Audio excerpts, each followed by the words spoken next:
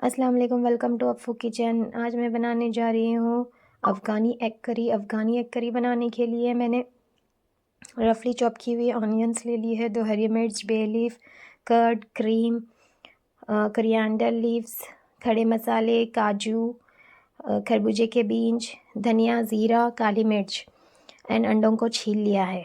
अब मैं कढ़ाई ले ली है मैंने कढ़ाई ले ली है। कढ़ाई में मैंने ऑयल ऐड कर लिया है और ऑयल में मैंने बॉईल किए हुए अंडे फ्राई कर कर अलग से निकाल लिए हैं। अब मैं इसमें खड़े मसाले ऐड कर लिया है। खड़े मसालों के साथ मैंने हरी मिर्च ऐड कर ली है। रफली चॉप्ड की हुई ऑनियंस भी ऐड कर लिए, इसे अच्छे से सौते कर लिया था। देन उसमें मैंने धनिया, ज़ीरा एंड काली मिर्च ऐड कर लिया है। इन सभी इंग्रेडिएंट्स को अच्छे से फ्राई कर कर मैंने साइड में निकाल कर इसका पेस्ट बना लिया था। साथ ही में मैंने काजू, खरबूजे के बीज, दही और कोरिएंडर लीव्स भी ऐड कर लिया था।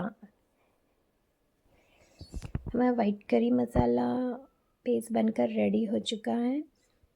अब मैंने कढ़ाई में ऑयल, बे लीफ, दालचीनी का चकला इसे ऐड कर कर उसमें नमक और अदरक लहसुन ऐड कर लिया था।